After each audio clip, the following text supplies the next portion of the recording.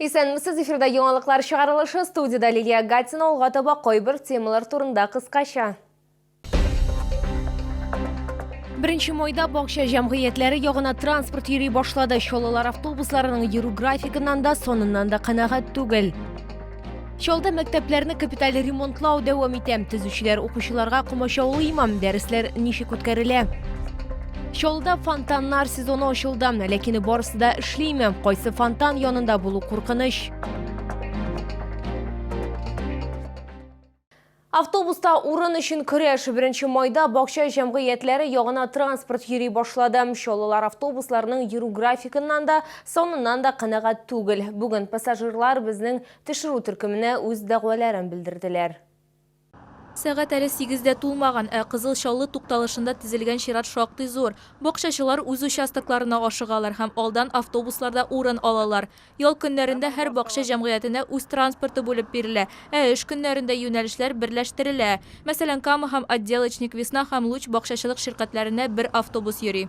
Безнең автобусларга утырырга урын юк. Кичә дә шушы квартирада, бүген дә шушы квартирада, бүген эше бірінен бірлеміне ішкен шушылай нужа көрәбіз біз. Екі бақша айма, біз даже 3 сағат күтіп тұрабыз. Бірненде попуткалар жоқ, таксилар жоқ. Обещать етелер, автобус бербейлер, айыры берселер бола. Кама бигрәк зур ол. Камалар кіріп отырса, біздің отделочник қала. Камаға айырым болсын, бізге айырым болсын. Кіші көп бола, міне шылай отырабыз. Мұнда сиденьелар болсын, бек көп, бек көп. 8 сәгать 20 минутта автобус инде тулы иде, ләкин бакчачылар этелеп-төртелеп барыбер салонга эләгү мөмкин югалтмый. Кеше көп, утырамый, утырамыйча калган кешеләр бар, отделочникта. Ишектен әле? Ие. Камадан утырып киләләр, барганда да отделочникка шитен, кайтканда да шитен. Басып тұрғада урын булмый кайсы вакытта. Автобус сирәк җыри. Менә беренчесе 8-дә 20-дә китте. Хәзер 9-да 30 минутта китә. Һәр без күпме көтеп торабыз менә. Сәгатьтән артык көтеп торабыз. Кеше 100 кеше керә торгандыр анда. Алды ишектән дә керәләр, арты ишектән дә керәләр. Чаллы республикада бакчаларга автобус хәрәкәте оештырылган бердән бер шәһәр. Бу максатларга 20 миллион сум акча бүлеп бирелгән. Шулай ук башкарма комитетта Кызыл Чаллы Отделочник Кама маршруты буенча 111 кешегә исәпләнгән Волгабас автобусы йөри дип хәбәр иттеләр. Көн саен бу маршрут буенча 7 рейс башкарыла. Мәсәлән, 2 майда 10 сәгать 20 минутта 11 пассажир гына булган, бүген 26. Шуңа күрә бакчаларга баруны планлаштырганда бу мәгълүматны да исәпкә алырга кирәк. Хәл контрольдә кала дип хәбәр иттеләр хакимияттә. Айзилә Шаймөхәммәтова, Эльмира Гайнетдинова, Сергей Вильданов, яңалыклар.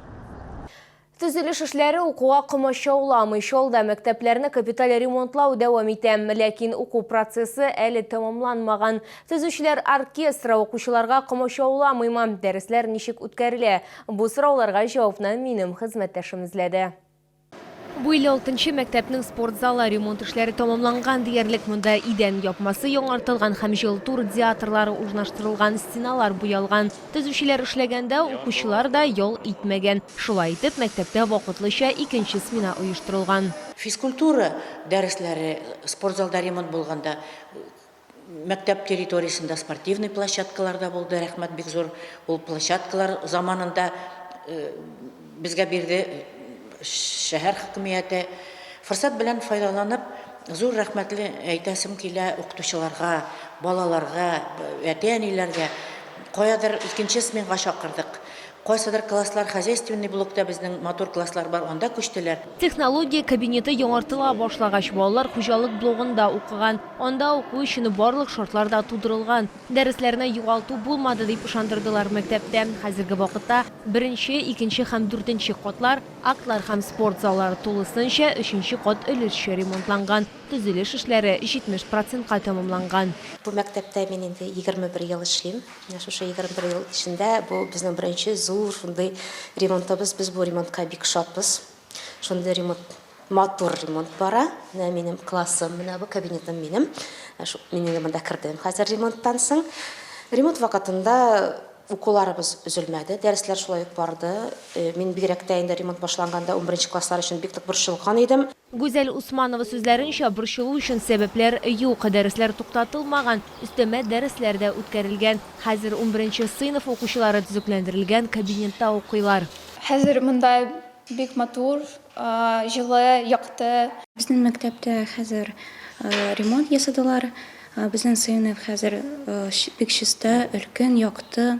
Алда әле азык-төлек блогын ремонтлау торам, ләкин аны яңартуга мәктәп укучыларының җәйге каникуллары башлангач кына керешәчәкләр. Лилия Гатина, Эльмира Гайнетдинова, Сергей Вильданов, яңалыклар. Тиздән кайнар сусыз калачакбыз. Киләсе атнада Шолда җылылык челтәрләрендә гидравлик сынаулар башланачак. Димәк, кайнар суны этаплап сүндерү дә башлана. Моннан тыш белгечләр торбаларны капиталь ремонтлыйлар. Бу хакта алдагы материалда тәсвирләп сөйләрбез. Май бәйрәмнәре узгач Чаллы халкының бер өлеше кайнар сусыз калачак, ләкин бу планлы чаралар үткәрү вакытында 2 атна гына дәвам итәчәк. Мәсәлән, беренче кайнар суны сүндерү объектлары Сидоровка, ГЭС, Мәләкәс аръягы һәм БСИ сәнәгать мәйданчыклары. Белгечләр әйтүенчә, хәзер түзеп тору хәерлерәк, чөнки кыш көне гадәттән тыш хәл килеп чыкса, җылысызда калырга мөмкин.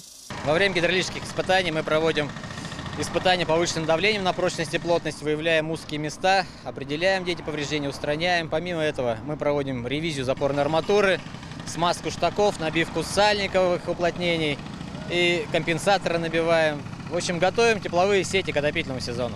Моннан тыш торба үткәргечләрне капиталь ремонтлау да дәвам итә. Яңа җылыту сезонына әзерлек агымдагы җылыту чоры тәмамлангач башлана. Мәсәлән, яңартулар Зяптагы хәрби комиссариаттан ерак түгел урында алып барыла. Бу торба үткәргечкә 48 яшь, а аннан файдалану срогы 2 тапкыр азрак булырга тиеш. Бүгенге көндә монда барыла торбаларны җыю, то есть торбалар торалар отводлардан, неподвижкалардан, торбаның үзеннән, менә шуларны бер-берсенә җыеп, трассаларга әзерләп, 11 көнне, менә бүген безнең унысы, иртәгә четвер көнне монда беренче переврезка булачак. Трассаның озынлыгы 226 метр тәшкил итә. Нәкъ шул кадәр торба үткәргечләрдә алыштырылачак. Эшләр 30%-ка тәмамланган. Айзилә Шәймөхәммәтова, Эльмира Гайнетдинова, Ленар Султанов, яңалыклар. Эссе булга карамастан фонтаннарда су кыйнырга ярамый дип кисәтә белгечләр. Чаллыда фонтаннар сезоны ачылды. Алар 1 майдан рәсми рәвештә эшли башлады. Ләкин барысы да эшлиме? Кайсы фонтан янында булу куркыныч. Бу хакта Айзилә Шәймөхәммәтова белеште. Анна Орман еш кына үз эте белән орган залы янында йөри. Фонтан янында вакыт үткәрү үзе бер рәхәтлек бирә, әмма аны әле дә эшләтеп җибәрмәгәннәр ди Чаллылы. Хотелось бы, чтобы работал, все-таки красота, город, органный зал здесь рядом, здесь постоянно много людей. Ну, то есть все равно как-то облагородить это место. С фонтаном бы как-то уже поинтереснее смотрелось. Радовал бы глаз.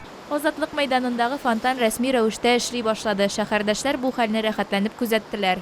Очень рада. Я всегда прихожу сюда только им полюбоваться. И гуляю часто здесь, где фонтан. Это выглядит красиво. Мы просто приехали погулять с ребенком. Фонтаннар бик матур, ләкин алар су куену урыны түгел. Исегезгә төшерәбез, 11 ел элек Чаллыда энтузиастлар бульварындагы фонтанда ток сугудан яшь үсмер үлгән иде. Особенно детям нельзя сделать. Ведь здесь же погибали, и около Батыра погибал мальчик, и здесь погибал. Значит, просто это дурь, невоспитанность. Родители сами невоспитаны, а детей тем более не воспитывают. Чаллыда барлыгы 8 фонтан бар. Аларга Горзелинхоз, шулай ук мәдәният һәм ял паркы хезмәт күрсәтә. Шәһәр администрациясендә хәбәр итүләренчә, хәзерге вакытта 6 фонтан эшли. В этом году фонтан около органного зала будет капитально отремонтирован. По фонтану УДК КамАЗа сообщаем, что сейчас идет поиск источников финансирования для проведения ремонта. Фонтаннар иртән кабызыла һәм кичке сәгать 9-10-га кадәр эшли. Айзилә Шәймөхәммәтова, Ленар Султанов, яңалыклар. Бу сезгә җиткерәсе соңгы мәгълүматыбыз иде. Мин Лилия Гатина сезнең белән сау булашам, исән имин булыгыз.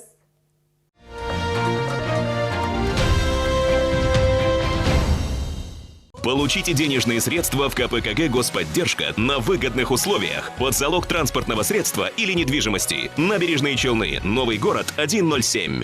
Современный завод нефтегазового оборудования приглашает наладчиков ЧПУ, операторов ЧПУ, слесарей-сборщиков, контролеров ОТК, стропольщиков. Телефон 20 28 20.